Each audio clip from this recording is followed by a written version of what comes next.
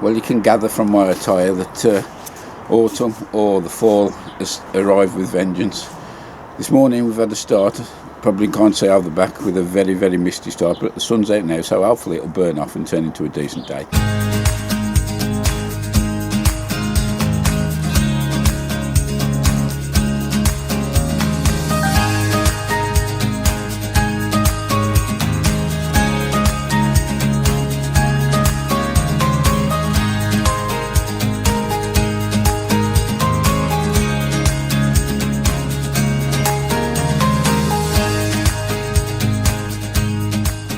The plan for me this morning is to start this one bed, prepare it with a bit of top dressing.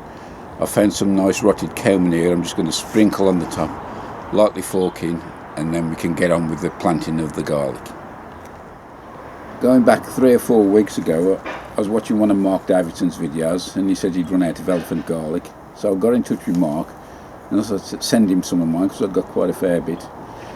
When I went to have a look, shock horror, I looked in my basket and as you can see that the most of it had rotted, so I got no garlic myself. I remember my mate Nick's Allotment had mentioned they'd got excess of elephant, so a quick call to Nick, he sorted me out and very kindly also sorted Mark out. So these are the lovely cloves that Nick has sent. Since I've received these, I've put them in the fridge just to give a bit of stratification, to give them a bit of cold snap, and I'll be the first to go in the new bed. Just before I start planting out the garlic and that, I'm going to be giving the bed a little dressing of this stuff. Now this is something I'd included in last year's onion sets, the package I bought from Marshall's, the heat treated ones, which sold in the spring. If you buy the 3 sets, you get this free. On its own, it's about £8 for a tub, so it's well worth it, and it's quite good as well. So I'll just give it on the surface, give it a light rake in it.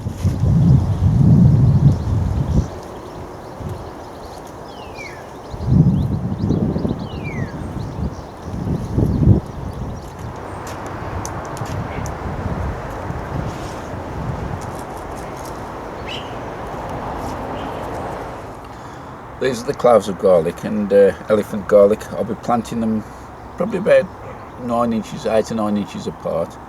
And what I do on all of mine, just check the base is clear. Always give the top a little snip, like that.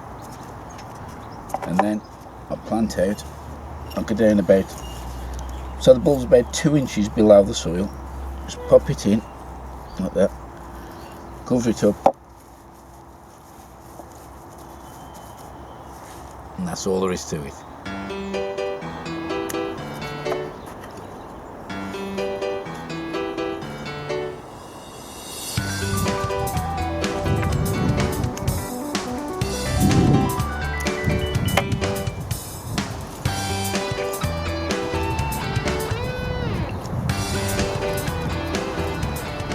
Just show you the garlic before I plant it out. I'm doing 2 varieties this year. This one is called Provence White, 2 bulbs. I think I had these part of the deal that Marshall Seeds was doing at Morton. And the other ones I got 4 lovely cloves which have already started breaking up. And these again was from Nick's Allotment. He kindly passed these on to me. And these ones are called Marco. This is one of the bulbs of Marco garlic that I got from Nick. As you can see, it's already started sprouting. So all we need to do is break off each individual clove.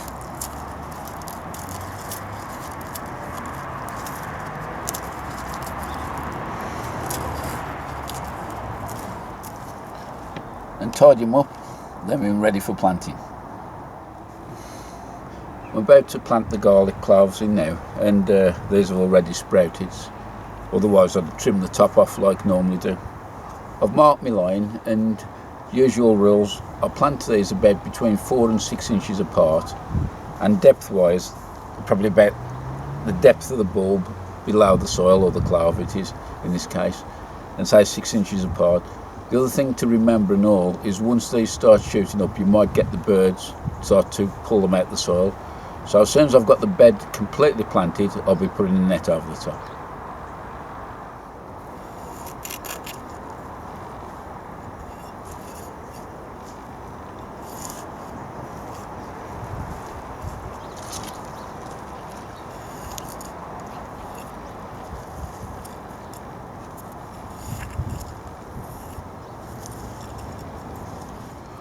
Managed to get all of the garlic in now.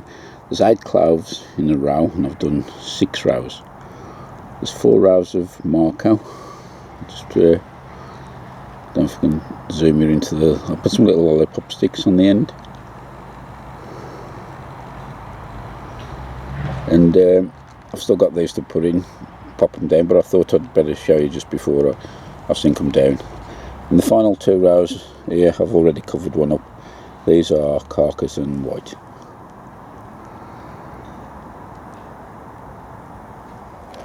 Some of the sacrifices you have to do for gardening. I'm just about to move these lower leaves off the Brussels sprouts to get a bit of light and air around them. And the infestation of whitefly is unbelievable. They're up your nose and your ears and your mouth, and I gotta go gangster style.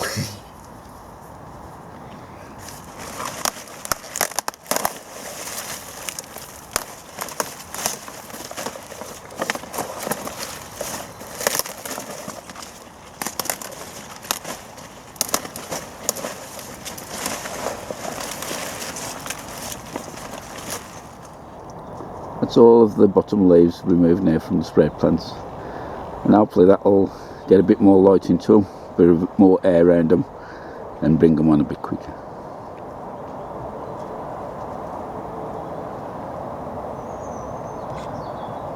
Well, we've been blessed with another glorious day again. It's a bonus day, as I call it. And after we finished planting out the first bed yesterday with the garlic, the other joining bed, now I'm going to put some onion sets in overwintering. These are sometimes known as Japanese onion sets as well. Got 3 varieties to go at.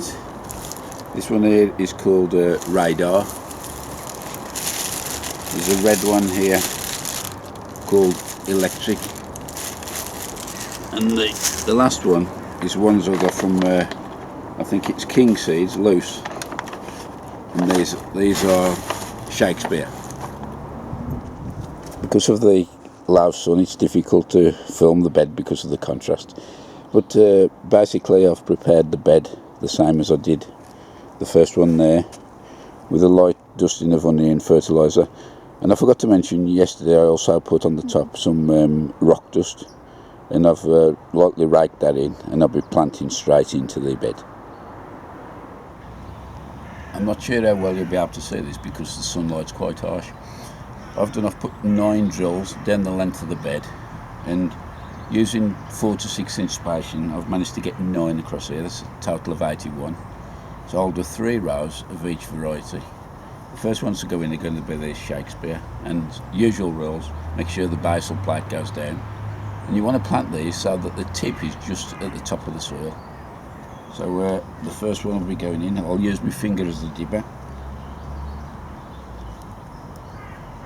Just push the soil together.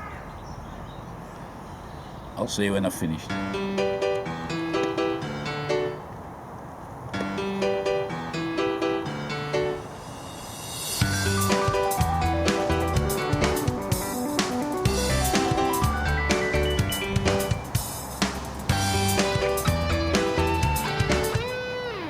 One thing I forgot to mention is that for those new to gardening, you might be a bit confused about onion sets and onion seed.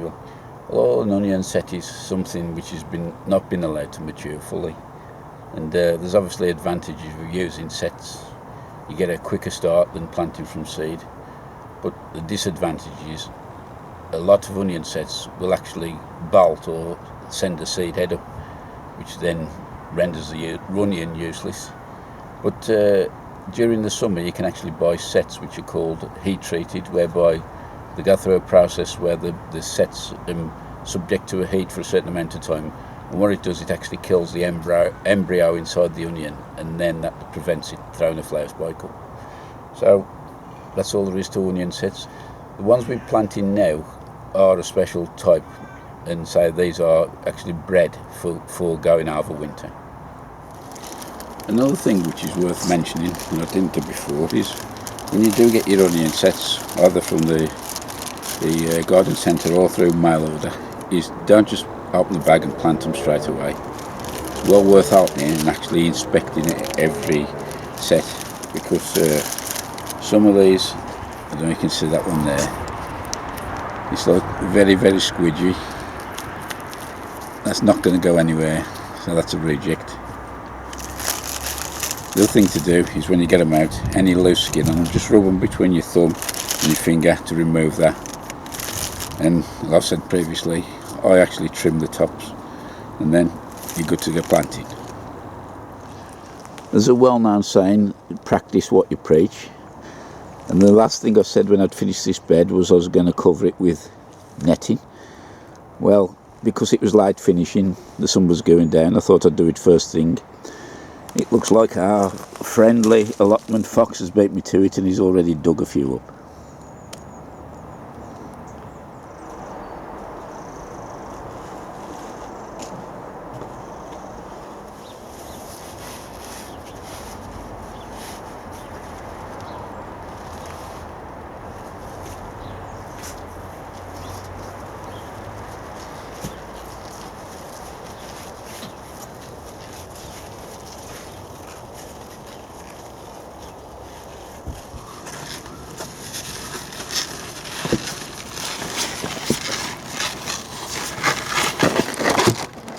Now we've got the net in place, just got to fit the hoops. Not sure if I've shown you these before. These are fiberglass poles. I got them from Keith Morgan at Easy Nets. He does them in various sizes, and they just fit together with using the ferrule. The good thing about them, they don't rot, and they're very flexible. So all you have to do is put the one piece into the ground, bend it over,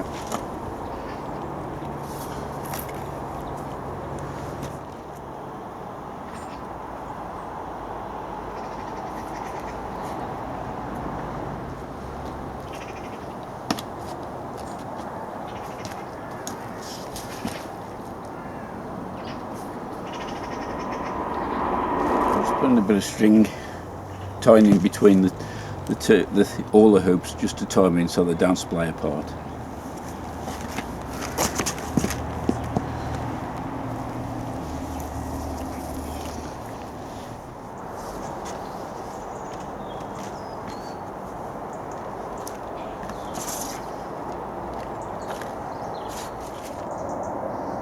I'm sorry, Mr. Fox, no digging allowed tonight.